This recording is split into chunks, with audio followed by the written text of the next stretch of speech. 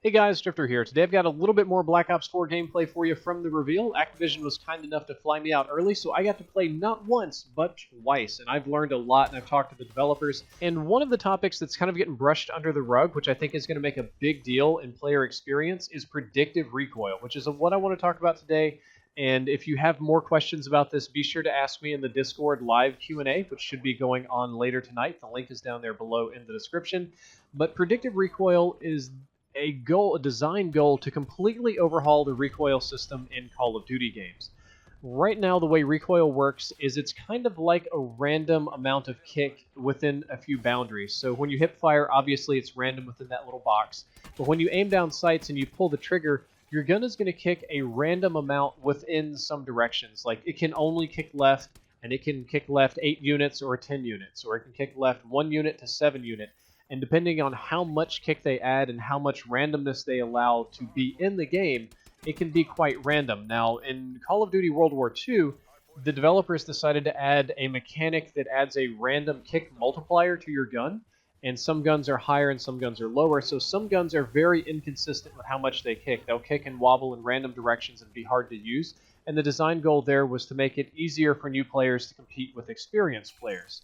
Treyarch has decided to go the complete opposite route and go more like CSGO. For those of you that haven't played CSGO or a lot of other really competitive shooters, most of them have very predictable recoil patterns. In the case of CSGO, you can master the recoil to the individual shot if you have the reaction time to do that. As long as you know the recoil, if you've played with it enough, if you've mastered it, if you've done the wall test and the headshot test and you understand it, you know that in between shots number 5 and shots number 6, exactly where the gun is going to kick and how to correct that to get the headshot or body shot that you need.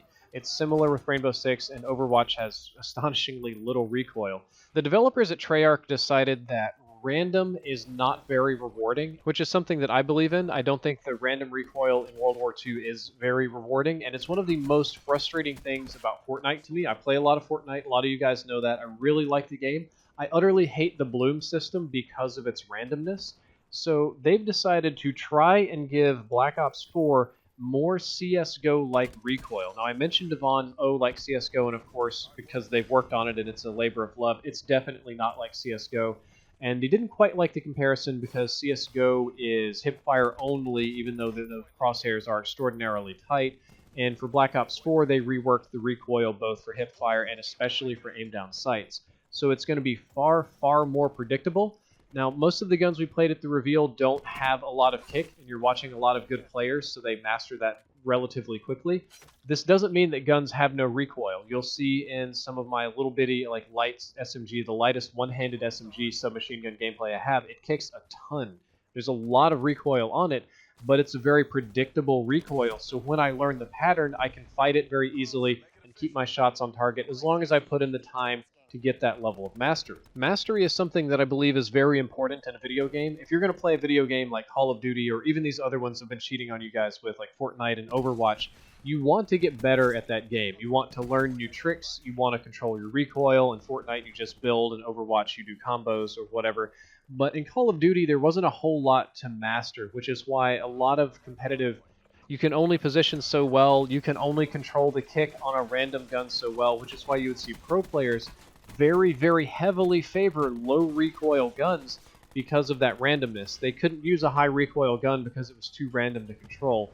And I think this is going to be a huge game changer. I think that people are going to feel it in a very subtle, subconscious way.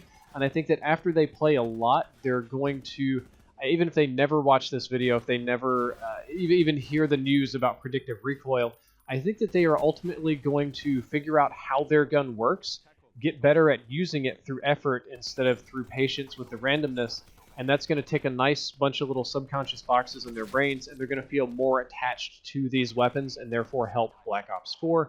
Guys, that is all for this short video. I think you can tell I'm rambling a bit. I haven't slept in about a day or so. I'm here at the hotel on the struggle bus. I'm going to wrap this up and head back and make some higher quality videos when I get home. I hope you enjoyed everything. If you did, don't forget to like, favorite, and subscribe. Drifter out.